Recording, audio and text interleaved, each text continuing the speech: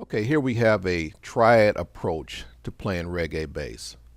Basically, we're just going to use the 1, 3, and 5. We're going to use a rhythmic approach, be sparse, but be melodic. But you can get a lot of mileage out of just using the 1, 3, and 5. You might think of that as being dumbed down or simple, but using different octaves, different rhythms, it can become a nice reggae bass line that feels good and it's appropriate for the groove. Let's try a couple examples.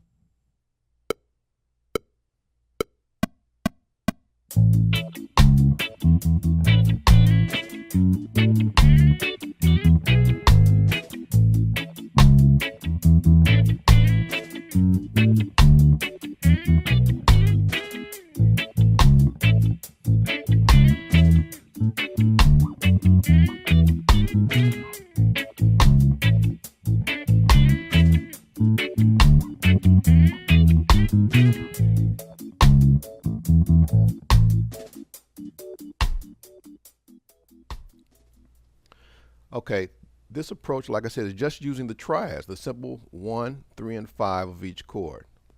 This is over a 1, 4, 5, kind of like Bob Marley's Stir It Up or hundreds of other songs. But in the first bar of example 1, we're starting on the root, go to the 3, the major third, then to the 5.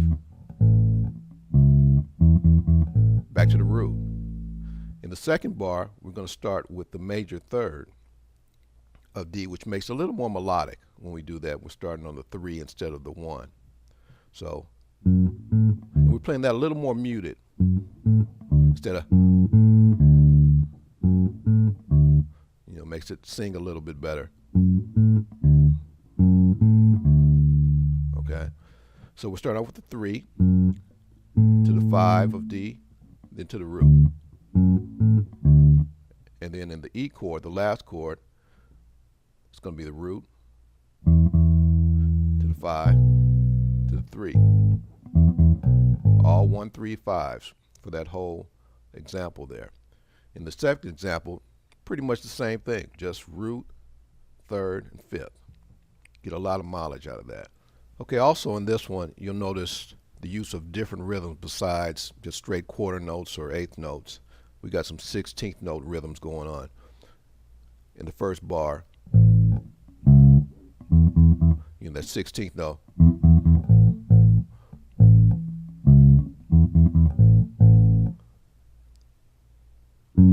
Go back to a couple eighths and a quarter in the second bar, then again with the 16th notes. So we're mixing in the eighths and 16ths and quarters to kind of make a diverse rhythmic groove. So with those triads, we're using the different rhythms to spice up the triads, as I was talking about earlier, to make them so they're not boring. They're not just,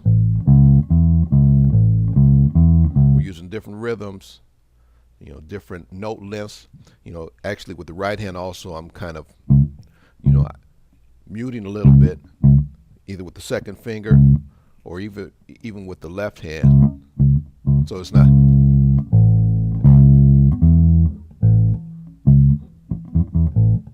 So whatever different muting techniques you can use in there.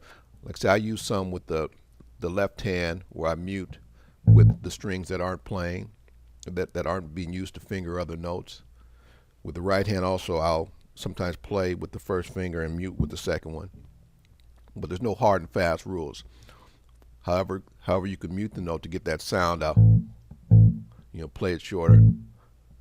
That's it.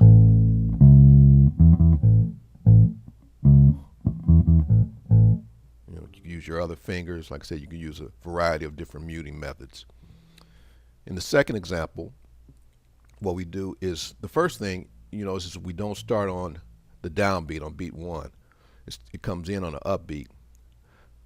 1, 2, 3, 4, 1. So you're dropping 1 in essence, but still using the triad, the basic triad. Start on the root, a couple roots, major third, back to the root, major third to 5. 1, 3, 5. Again, though, we spice it up with the different 16th note rhythms in there, mixed with the 8th note rhythms, and starting on that upbeat kind of really gives this one its flavor. In the second half of that bar, still just triads. You know, we start on the 5, which makes it a little more melodic of that D chord. Then we go down to the root, F sharp there. Then just a straight triad.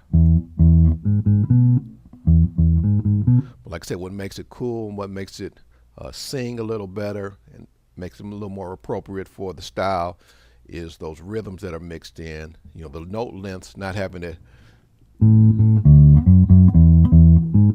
know, that sounds a little boring. A little more play. You know, a little more skippy. It skips a little, you know, a little more bounce to it, that type of thing. So a lot can be done with triads. If you use different rhythm combinations, different octaves, start playing off of one, do different things to make the triads come alive.